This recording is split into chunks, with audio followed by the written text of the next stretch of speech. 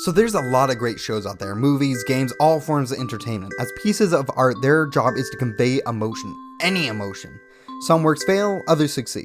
Some require immense resources to convey their emotion, while some need very little.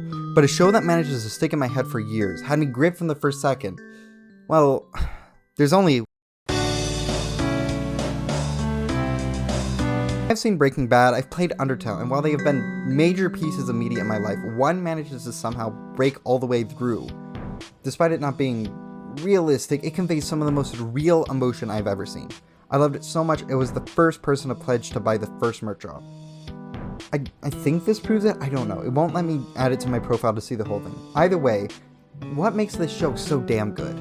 Hey, stop watching if you haven't watched one yet. Spoilers, and subscribe. Goodbye. We start off one by following our main character Liam, who is a sentient backpack. Okay, wait. Okay, so one is an object show. A show popularized by some math nerds. These shows are baby. And I hate to say it, but 9 times out of 10, there's very little story in these shows. The main thing that are in these shows are whatever the creators think is cool at the moment. One is, among a lot of things, a satire for the entire genre. So we'll be bringing this up as it becomes relevant. So yeah, Liam fucking dies, disappears, debatably dies, based off headcanon. This will make more sense later, I promise. Now, before we see where Liam went to, we went to watch this small innocent baby first. Now already, you probably feel uncomfortable at the infant kidnapping that happens. Don't worry, it gets a lot worse. We get a good character introduction of the main characters before some mysterious being named Ari decides to start a challenge by murdering the fucking baby. The baby dies, like unironically. Sure, the baby is brought back moments later, but holy shit, that baby's dead. It really puts a hit in the stomach. And then the baby gets killed 2 more times, which I think lessens the impact, but for right now, the show's putting on a good facade, which I think makes it more forgivable. Either way, yada yada, challenge ends and another character fucking dies. Holy shit. And we get to the voting segment at the end of the video. This is what truly changes the show from other object shows. Voting someone off in any of these other shows is seen as like the biggest punishment you can give, but here it's an escape. While we do feel sympathy for Liam and want him to go home, there's also a fucking baby in the prison planet. So you can guess which one gets voted off. The baby is narrative genius, something that I would expect from a seasoned artist, not a college student. This baby works to ground the viewers immediately. This isn't going to be a fun competition, it's going to be a prison, a hell. All the players here are immediately traumatized, and so are the viewers. Not only that, it really helps ground the voting for how it's going to work in the future, as this is the greatest gift we can give as a viewer. Now at the start of episode 2, Liam breaks his leg. Only other interesting thing here is the addition of new characters. Now remember when I said that this show is a parody? Well, this is the most upfront it gets. Now these characters are stereotypical object show characters, having next to no personality outside of one word. These characters have less personality than that. Is this commentary? Technically. Doesn't make it interesting. Honestly, I feel like these characters were introduced to simply say, hey, this show's a parody. I do not care for this episode. Let's go to the next one. This episode is where shit gets good. We have lore and themes, boys, eating tonight. Now we have characters that were introduced to progress the story in some way. More importantly is the end, in which we get to vote off one of 4 characters, one having a unique outlook on life, a living mirror telling deepest secrets, airplane food, and a literal folder of knowledge. We vote out the fucking secret mirror. This is really the first hint that this is a bit odd, because who the hell gives a shit about an airplane food? Anyways, let's skip ahead a bit, we're going a bit too slow. Lord Rock gives out papers, warns of impending doom, and is voted off. Character deep dive in a moldy piece of bread. Liam gets PTSD from drowning to death. He keeps fucking dying, and Soda Bottle gets voted off. Senti and Backpack have like the most real conversation I've ever seen in a piece of fiction, and talk about how they want to leave, Senti volunteering to let Liam leave first. And then Ari fucking dies. Or, we don't know yet. I know I said this already, but please watch one. We have some of the most impacting moment in the entire series to me coming up. We skip 10 minutes as we see Ari is still gone, and the shock of all the contestants as they just are reeling from what apparently happened. And then we skip ahead 5 months. The pit in my stomach growing was the largest I've ever felt. We see how the character we've come to know not only learn to survive, but thrive in their new home. They manage to make friends, family, community, and then another 2 months pass and Eri returns. All the preamble thus far is for this scene. We have become aware of how this group of strangers became a community, a family. They have jobs and hobbies and relationships. They have come to terms with the fact that they will never go home, only for a stranger to force it upon them. It's horrifying. This is a great way to up the stakes that I rarely see, upping the stakes through hopelessness. And as the viewer, that's the last we see of this world for a while, as Liam gets transported back to our reality, or his reality, to homelessness, joblessness, away from all the family he had. And as you would expect from this, Liam spirals.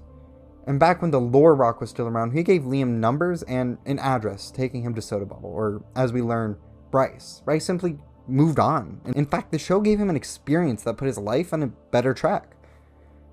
But he was there for what? A day? There's a good chance that everyone's life could have been improved if they were only there for so long, but half a year. That's torture. Liam lost his home not once but twice. He will do anything to at least put everyone to peace. Bryce barely cares, just having an obligation out of guilt rather than loss. These motivations can be as strong based off person to person, but inherently, loss will motivate someone more than obligation. But let's move on. The pair end up searching for an old contestant from a past season, and finding a friend from their prison. Upon making more discoveries, they have an argument where Liam breaks into an old factory, emphasized by Liam calling Bryce Soda Bottle, showing how he's still trapped in the old world even if he's not there physically. So he runs to the top of the tower where Bryce comes up and asks for his key. And then they fucking die. And boy, do I hope you're prepared for more of that. So yeah, we go to Purgatory. Not sure if you were expecting an afterlife introspective here, but here we are. Now we're going into theory territory here, but it's the best way to explain what happens in the next few episodes. Now, for an ordinary person, this place is called the waiting room. It becomes a place of comfort for the person who died. Now, this is all the same afterlife for every person in all universes. But that doesn't mean everyone can interact. For the most part, you can't see or feel anyone else in the waiting room. The main exception being if someone interacts with you first. So how can you interact with someone if no one can interact with each other? Well, that comes to characters who know the truth. It's a big theme of One, knowing the truth. The lore rock being a prime example. But a big teller of it is in the eyes.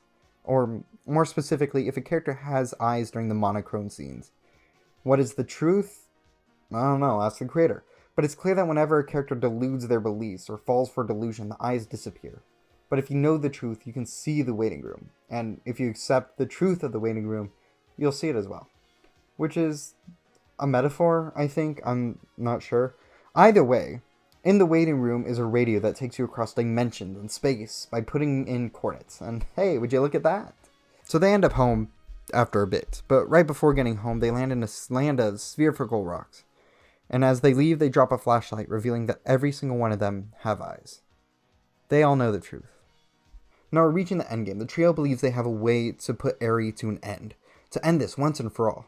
But right before they go, Bryce disappears into thin air. Turns out Eri wanted a returning contestant, separating him from the rest. Still, Liam and Texty need to finish this. They head to Eri, and they discover the truth. The mad god Eri is just a man. A man who's divorced from reality. A man who returned from their death once. I mean, I guess with that, he is a god. Liam gets him to agree to send everyone home, but secretly plans to abduct all their friends and family. And Liam tries to kill him because of this. And he does fail. He breaks his leg. He loses the coordinates to get back home. Eri helps him recover. Why wouldn't he? And then Eri dies. He slips off a cliff to his death. And that's that. Liam's in a hut with a computer with no charger. With no conceivable way to free his friends. What's gonna happen next? Nothing. That's the end. There's nothing else. Liam is trapped. His friends are trapped. Probably until their deaths. So what's the meaning? Nothing. And I don't mean there is no meaning. I mean the meaning is there's nothing. There's no reason any of this happened other than random chance. Maybe one day they will escape or they'll be trapped forever, but we will never know. And to me that's fitting. We caught a glimpse into a world and witnessed a tragedy, and we will never see the future of this world. Oh shit, really? One investigation is a currently ongoing spin-off of One, so far showcasing the aftermath of the disappearances. Seems like it's becoming serialized, which I'm not sure about.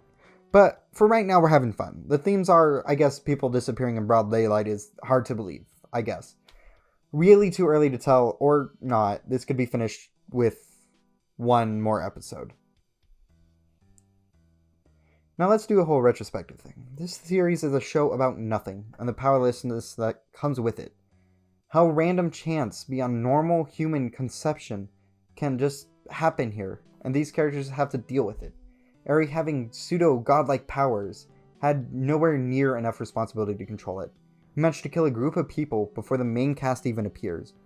The only reason the person we follow is still alive is through pure luck and chance. But that doesn't make life useless. There's a strange still beauty about the show, the conviction of humanity to attempt to solve the unobtainable. Without literal acts of God, Liam would have never stopped Eri. But even without them, he would have tried anyways, for months, years, decades. And we can be sure that he will do so in the future. But I hope we never see it, as humanity is to try, but not to succeed.